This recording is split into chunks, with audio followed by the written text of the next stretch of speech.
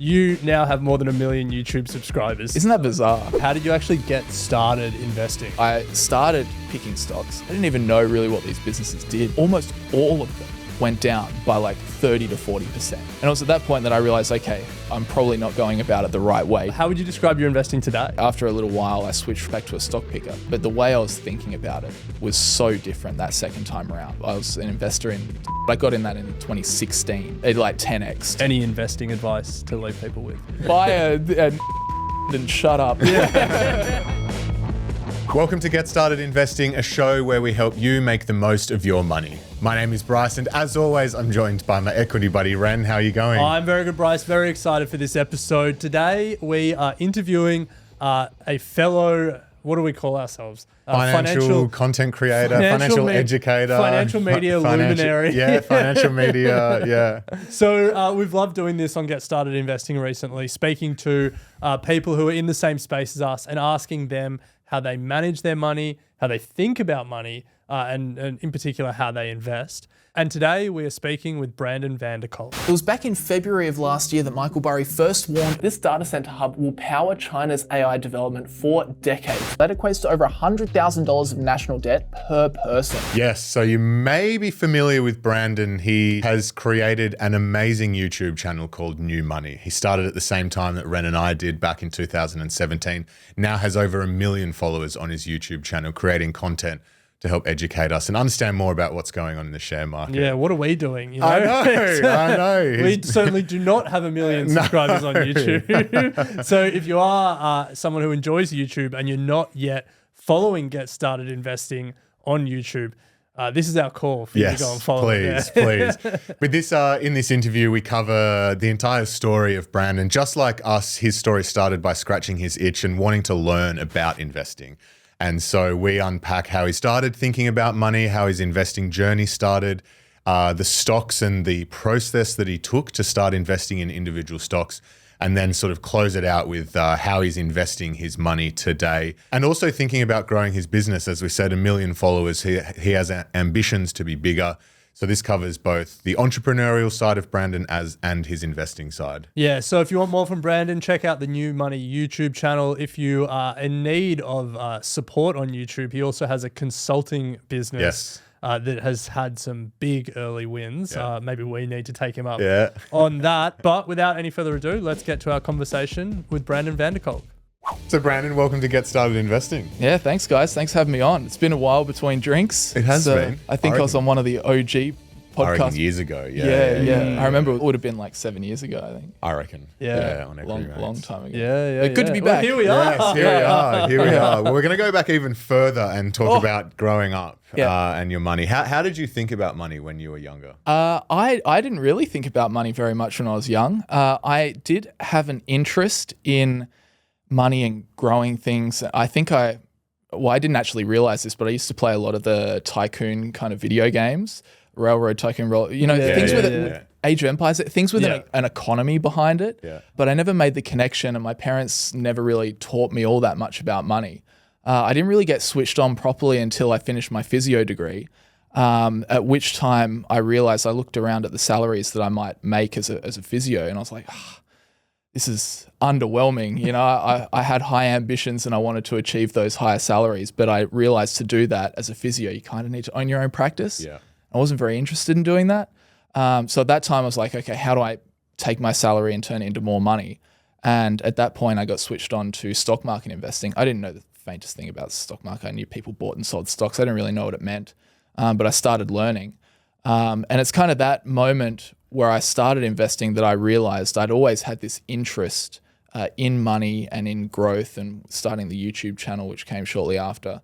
I realized I really had a passion for business and that kind of thing, but it had never really been articulated to me, or I'd never really thought about it as that's my passion. But yeah, I really did find that reflecting, I kind of always had that passion within me. I just didn't quite realize it at the time. Interesting. So how did you actually get started investing? I assume you started investing before the YouTube channel came along? I started really poorly, really badly. So I just remember getting switched on and learned that this stock market was a thing. So I started watching some YouTube channels of fund managers, and they're talking about these different stocks in Australia that you can buy. And you know how it's framed with a lot of the fund managers. They're like, oh, 3 buys for right now. And I can't even remember how old I was. I wouldn't have been, maybe 20, 21, somewhere around there, young and impressionable. And, I was watching these videos and hearing these stock picks. I was like, that sounds great. Like, these guys are super smart, running their own funds. They must be loaded. They must make all the right moves. So I just started buying the ones that they were talking about. And I swear, like, almost all of them went down by like 30 to 40%. So I maybe picked like 4 or 5 different names. I think like Vita Group was one of them, like Serve Corp. I didn't even know really what these businesses did, but I was just picking them because I thought that, I had some edge because I was following these experts, and they all went down horribly. And it was at that point that I realized, okay, I'm probably not going about it the right way considering I'm losing all my money. So that's when I called my uncle, and my uncle works in superannuation. He started getting me switched onto the idea of Warren Buffett style investing and also ETFs and diversification. I was like, what is this diversification you speak of? And that's kind of where I would say my proper education around stock market investing started. Interesting. Now, you started your YouTube channel in 2017, and we often look at you because our first podcast episode dropped 30th of January 2017. Oh, I no think way. your first video was like 6th of February 2017. Yeah, wow. So we started at the same time. That's crazy. I didn't know that. You went hard on YouTube. We went hard on podcasts. Yeah. You now have more than 1 million YouTube subscribers. So we often look and we think, damn it, we really should have spent more time on YouTube. One of us has just been acquired and one of us hasn't. So. Well, what was the thinking with starting the YouTube channel back in the day? Like, take us back to that time. I think at that point, my first few YouTube videos were around the mistakes I was making. So I think at the time, I was always interested in YouTube. I'd followed a lot of financial educators on YouTube, mostly in the States, and no one was really doing it in Australia. So I thought I'd just give it a bit of a shot.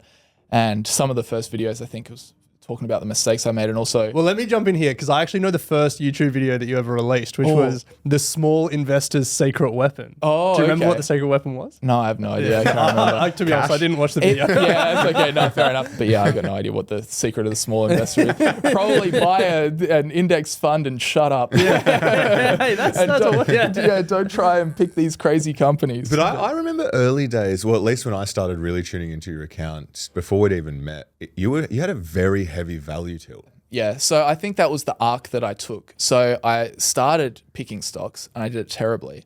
And then I got switched on to Warren Buffett. At the same time, I got switched on to ETFs. I started with the ETFs because that seemed very straightforward and simple and I could do it. And then I got interested and I started learning more about Warren Buffett. And that's where I kind of got switched onto the value investing mentality. And that's true. After a little while, I switched from being that passive investor to also incorporating some more value style stocks into the portfolio. So I guess you could say, I went from a stock picker to a ETF buyer back to a stock picker.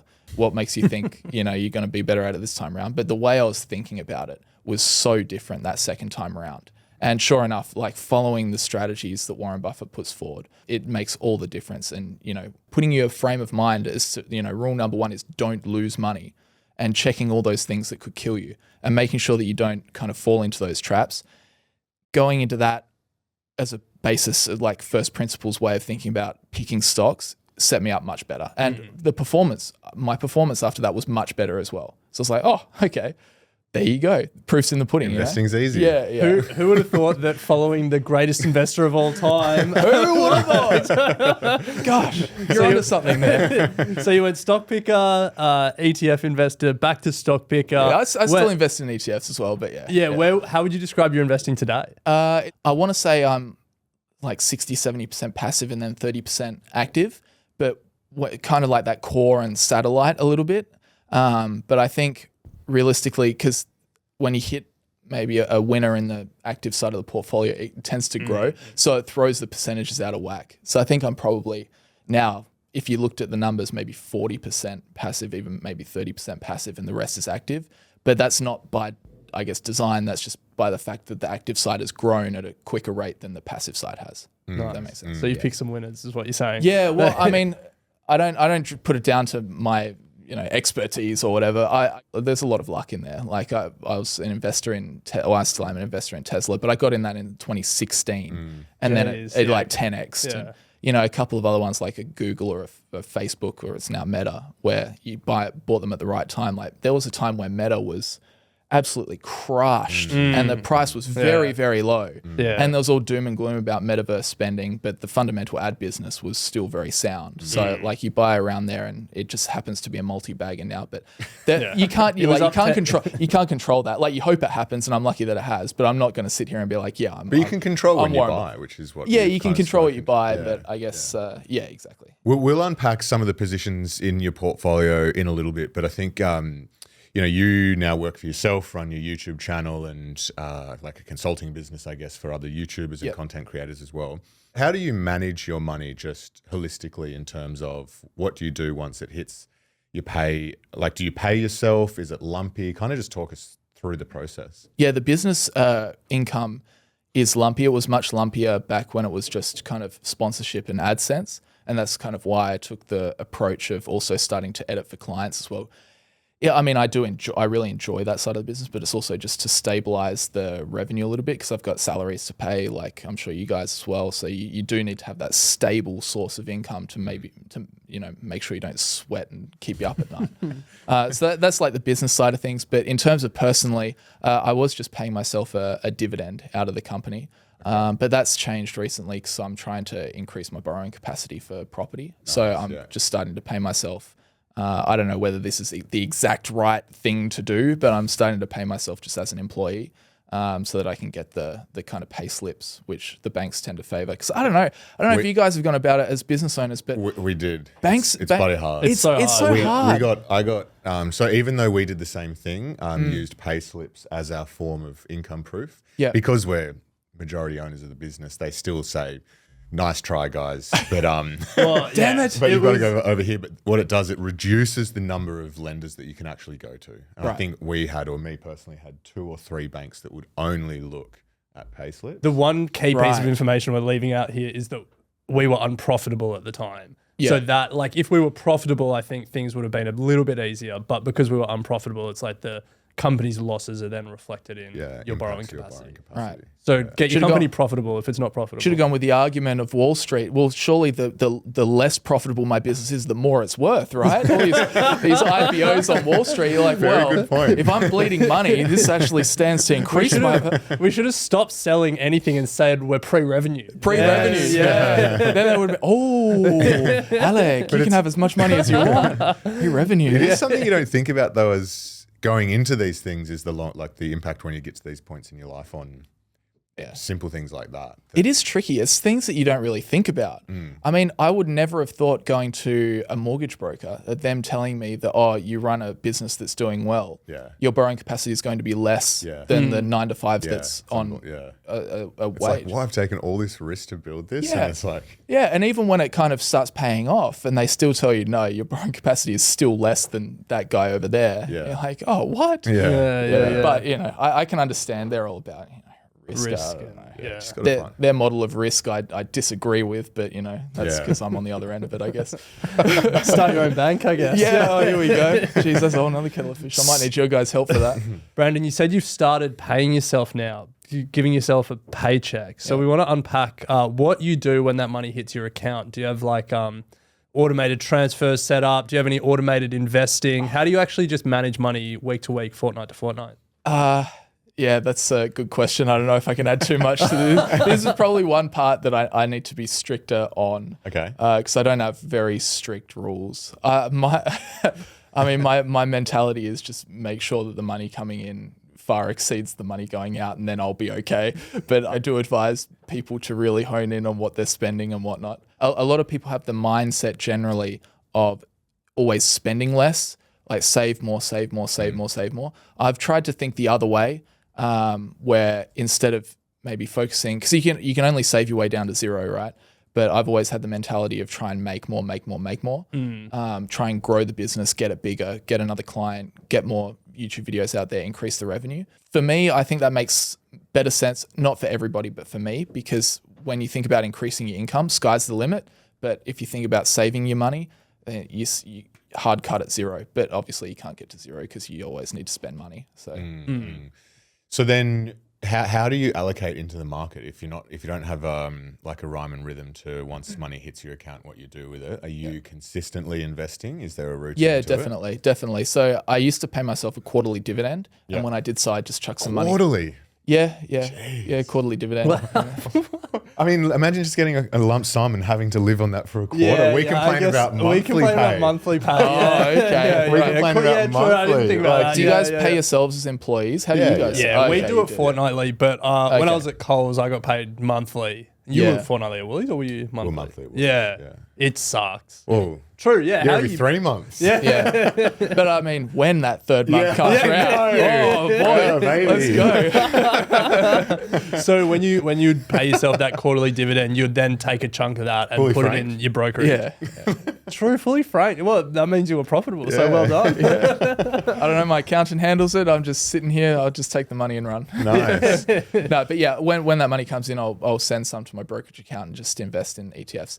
The active investing, the investing into individual companies happens very, very rarely. And with the market very overvalued at the moment, I think opportunities are very few and far between. Like I haven't made one of those investments in over maybe 2 years. I was going to say over a year, but it might even be over 2 years. They come around. So for me anyway, because I'm looking for really smack bang home runs. I don't want to take a big risk on one that, maybe it's going to be good. So they come around very infrequently. I did want to ask about that because obviously a lot of your time goes into running the business, doing videos, working with your clients. And I think compared to early days where you were probably doing a lot of the work on the individual stocks, understanding the models, understanding valuation, and using that for your content.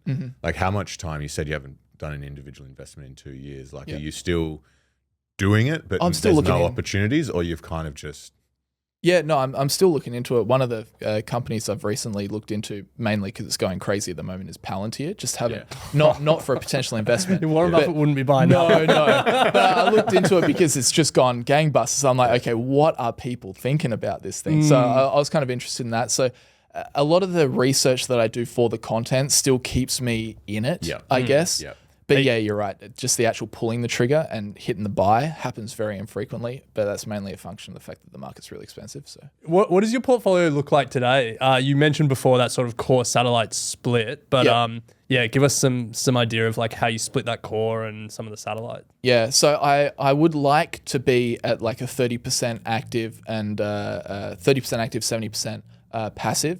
That active side has grown. I used to be I subscribed to the idea that value investors make money from the undervalued point back up to intrinsic value. But the more I've read, the more I've kind of learned that in most instances, it actually helps to let your profits run, let the good companies do their thing, even if they do get overvalued. For example, with Tesla, not that you could really predict what was going to happen, but I'm very glad that I let that run in a way, or maybe forget Tesla because that's controversial. You'd be like a Meta or a Google. Many people now would say, oh, they're pretty overvalued, but at the same time, I'm still very happy I let that run. Like I didn't cut the flowers to water the weeds, so to speak. Like I let the flowers just keep growing. So I'd say because of that, my active side of my portfolio has grown quite substantially to a balance that I wouldn't really recommend. Like if I was starting again, I wouldn't do it as I've done it now.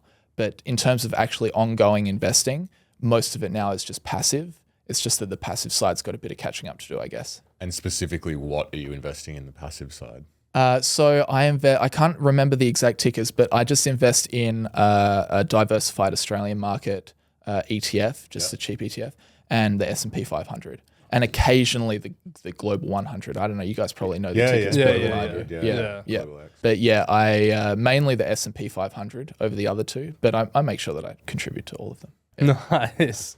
So I guess for people listening, I mean, there's a number of ways you could take this question. I was going to ask about advice for people listening. And I guess there's a lot of people out there who dream of being YouTubers. I think there was some survey of kids and they asked them what their dream job would be, and YouTuber was number one. Isn't that bizarre? You're literally living millions of kids' dream right now. I know. So that's pretty cool. That's wild, isn't it? So any advice on building YouTube, but also, I guess, for people listening to a show called Get Started Investing, any investing advice to leave people with? I feel a bit imposter syndrome when I give investing advice, but I think from my own experience, investing advice, I could definitely say if you're starting out, just start passive.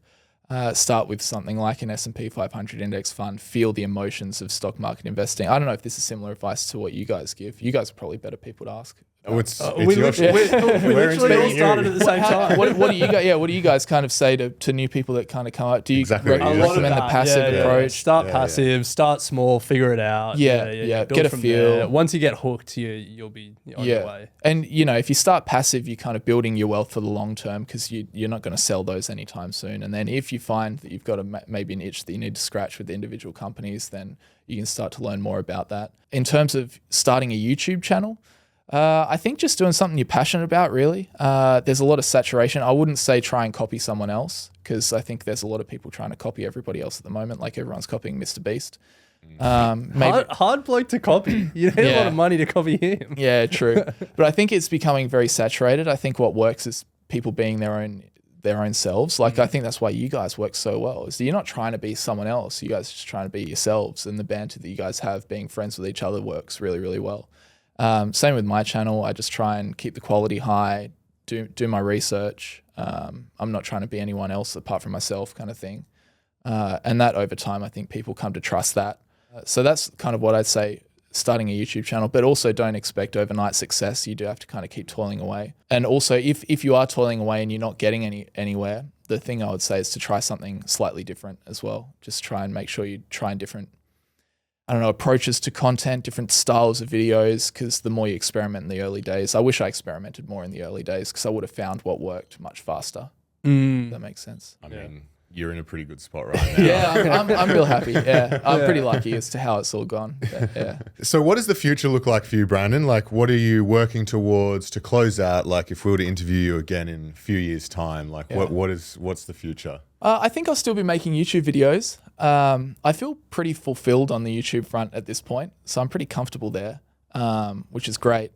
I think I want to do more of the client work. I've been finding that really rewarding. So I just work with 3 clients at the moment. I actually haven't plugged this at all on my channel yet. Plug away. No, I don't want to plug. I don't want to plug. But so I really like helping other people find success on the YouTube platform, kind of using the skill set that I've learned. Because it is, I'm sure you guys know with podcasting and YouTube, it's like you either have it or you don't. It takes a long time to understand these algorithms and what will work and what won't work. So I've been really enjoying working with other people to help them scale and grow. Like I've only got 3 clients at the moment, but they're all doing really well, and I'm happy to work with them. Well, we'll plug you if you're not going to. If you want to get in touch with Brandon, where can they? They can get in touch, email hello@newmoney.contact, or I'm just on YouTube at New Money. Nice. Well, yeah, we can vouch for I guess what you provide, because you've certainly provided us with some great strategic ideas as well. So, I appreciate it, guys. Yeah, we actually looked at one of your clients and we could tell when you took over, because I think it went from about 400 views to like the first video was like over 100,000 or something. Yeah. Crazy. Like, that works. It's just a whole bunch of 1%ers. That's what people don't understand. With YouTube, there's a whole bunch of 1%ers. And you just need someone that knows what all of them are, because that's all we did really with that content. Is there was just a whole bunch of things, little things that could be improved, and we just improved all of them at once, and that's the outcome. Yeah, so I think that's the secret. There you go. That's your marketing channel. Yeah, that's your marketing channel. And if you want to know the secret, well, Brandon, we appreciate you jumping on and explaining how you think about money, and I'm sure everyone listening would have got a lot out of that. So yeah, thanks fellas. Appreciate you guys having me on.